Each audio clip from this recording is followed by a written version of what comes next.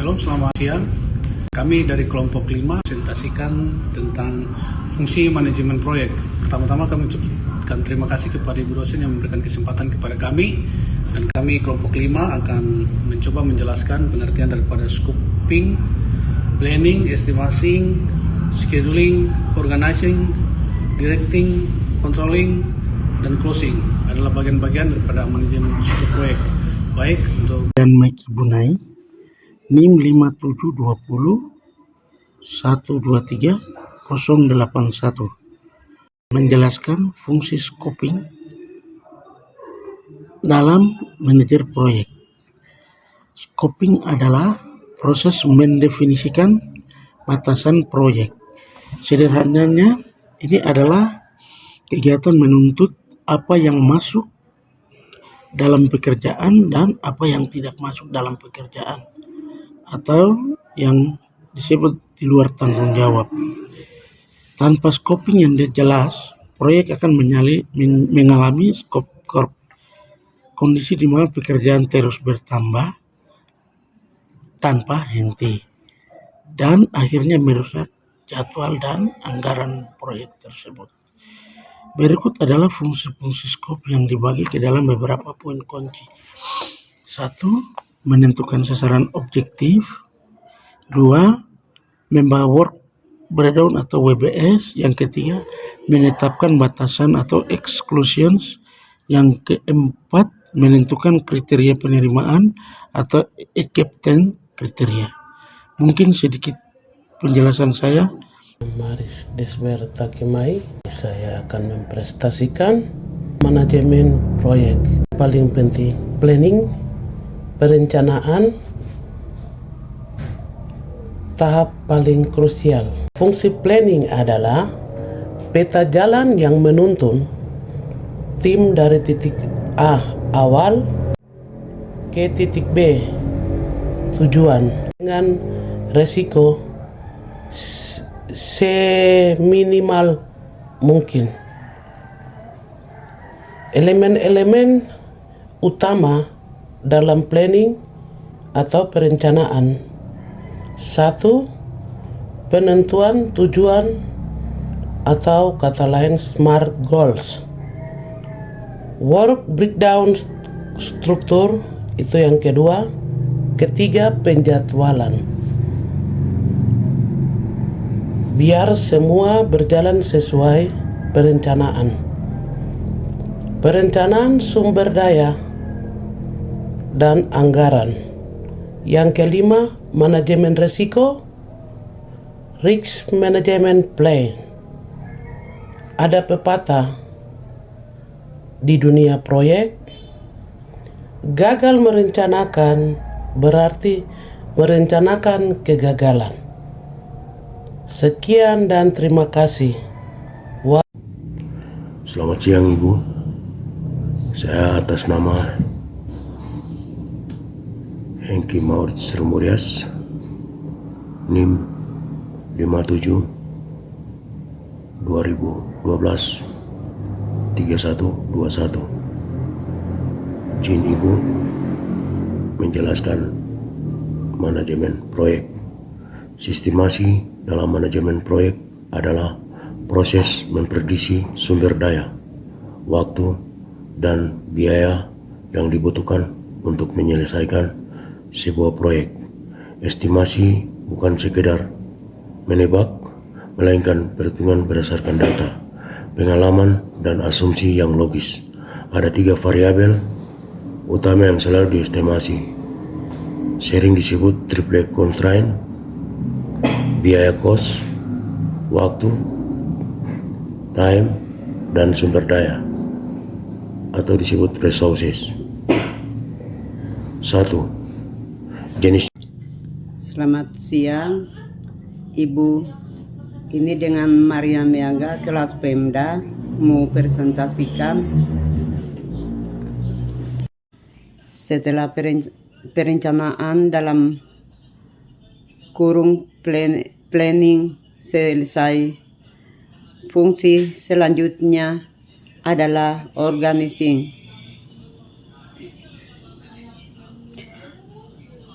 dalam kurung pengorganisasian jika planning adalah cetak baru atau peta jalan, maka organizing adalah proses menyiapkan kendaraan dan krunya untuk menempuh jalan tersebut. Dalam manajemen proyek, organizing fokus pada pengaturan sumber daya, dalam kurung sumber daya manusia, alat, dan uang, agar struktur kerja menjadi jelas dan efisien. 1. Pilar utama dalam organizing. Ada 3 hal utama yang dilakukan dalam tahap ini. 1. Pembagian kerja. 2. Alokasi sumber daya. 3. Penentuan wewenang dan tanggung jawab. Sekian dan terima kasih Ibu Wah. Selamat siang, nama saya Helena Hubi, NIM 96.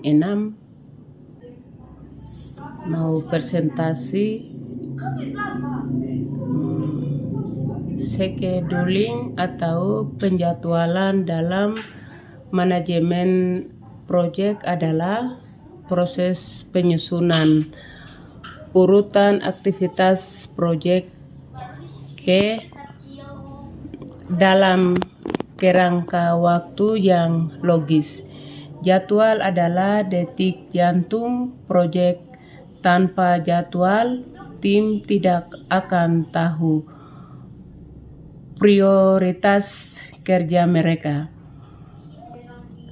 Tahapan dalam setting. 1. Identifikasi aktivitas. 2. Menentukan urutan dependencies. Estimasi durasi.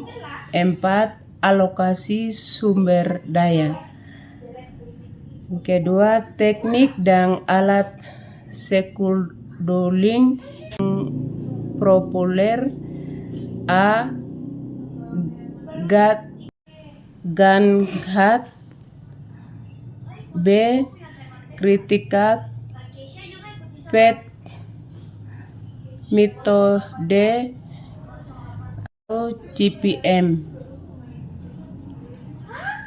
atau jalur kritis. C. Program evaluasi dan review teknik PRED. Manfaat scheduling yang baik. 1. Alat komunikasi. 2. Manajemen arus gas. 3. Evaluasi kinerja. Sekian dan terima kasih.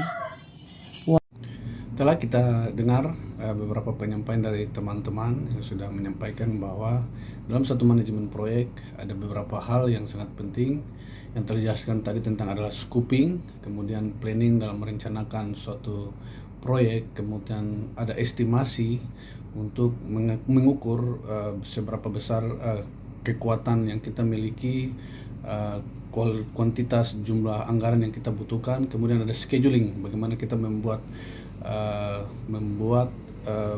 peta, membuat jadwal-jadwal di dalam melaksanakan proyek, kemudian ada organisasi yang dikerjakan sehingga manajemen bisa dapat berjalan dengan penempatan anggaran dan juga sumber daya manusia yang tepat.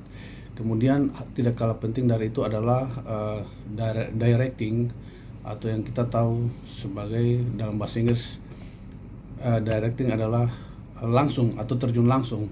Jadi suatu pimpinan atau leading satu kepemimpinan suatu proyek harus diarahkan dengan baik ketika suatu pimpinan terjun langsung ke lapangan yang melakukan leading dan actuating, kemudian turun ke proyek. Jika planning adalah suatu peta dan organisasi atau mengorganisasi adalah suatu kendaraan, maka directing adalah cara bagaimana menyetir kendaraan tersebut. Sehingga sangat penting bagaimana seorang mengendarai suatu proyek atau menjalankan suatu proyek. Ada soft skill. Fungsi ini sangat bergantung kepada soft skill. Ada hal yang penting dari directing adalah yang pertama, elemen utama dalam directing. Yang pertama, seorang manajer proyek melakukan 4 hal yang besar yang berfungsi untuk mengarahkan suatu proyek.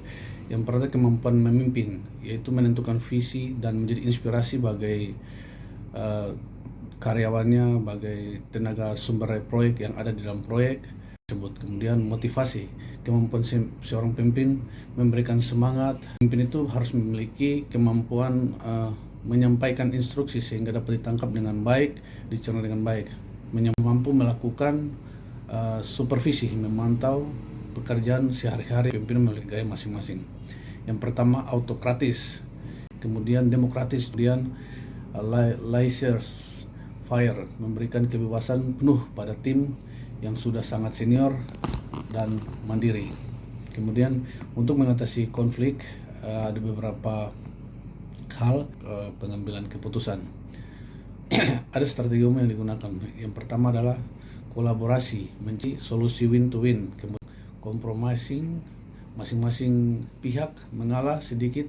Kemudian smoothing, yang lebih directing adalah suatu kemampuan mengendarai suatu proyek, mengarahkan, memotivasi dan memberikan support kepada tim untuk bisa mengerjakan dan menyelesaikan proyek dengan baik.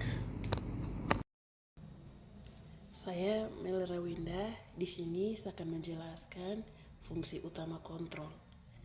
Fungsi utama kontrol adalah memantau kemajuan proyek,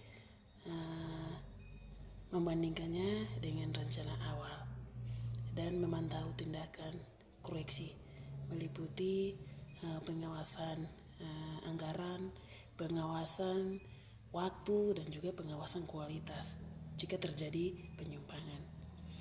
Sambil contoh di sini jika pembuatan jembatan, jika terlambat, evaluasi, mempercepat pekerjaan. Jadi kontrol sangat penting untuk mencegah terjadinya penyimpangan. Terima kasih. Baik, tibalah kita di penghujung materi. Yang terakhir adalah tentang penutupan proyek atau project closing. Adalah tahap akhir dari siklus hidup manajemen proyek. Banyak orang meremehkan tetapi ini karena merasa pekerjaan utama sudah selesai. Namun padahal penutupan yang buruk bisa menyebabkan masalah hukum, pembayaran yang tertunda, atau hilangnya pengetahuan berharga untuk masa depan. Proyek adalah untuk menyatakan secara resmi proyek sudah selesai dan melepaskan sumber daya yang telah digunakan. Langkah-langkah utama dalam penutupan proyek yaitu yang pertama, serah terima produk, kemudian mendapatkan persetujuan formal, pelepasan sumber daya, membalikan, kemudian penutupan proyek yaitu penutupan kontrak dan keuangan, memastikan semua tagihan vendor sudah dibayar dan semua piutang dari klien sudah ditagih. Sisi lesson learned, pembelajaran. Ini adalah bagian terpenting bagi kemajuan organisasi. Tim berkumpul dan mendiskusikan 3 hal, yaitu apa yang berjalan baik agar bisa diulangi, kemudian apa yang gagal dan meleset agar tidak diulangi, kemudian bagaimana performa vendor dan tim. pengarsipan dokumen. Ini hal penting yang perlu dilakukan pada fase planning hingga controlling. Harus diarsipkan dengan rapi. Perayaan tim atau selebrasi psikologis, secara psikologis merayakan keberhasilan meskipun kecil sangat penting untuk memacu, menjaga moral karyawan. Ini demikian presentasi kelompok kami. Lebih dan kurang kami mohon maaf, dan kami bisa menyampaikan sebaik ini. Mohon diterima Ibu dosen sebagai nilai tugas kami. Tuhan memberkati. Wah.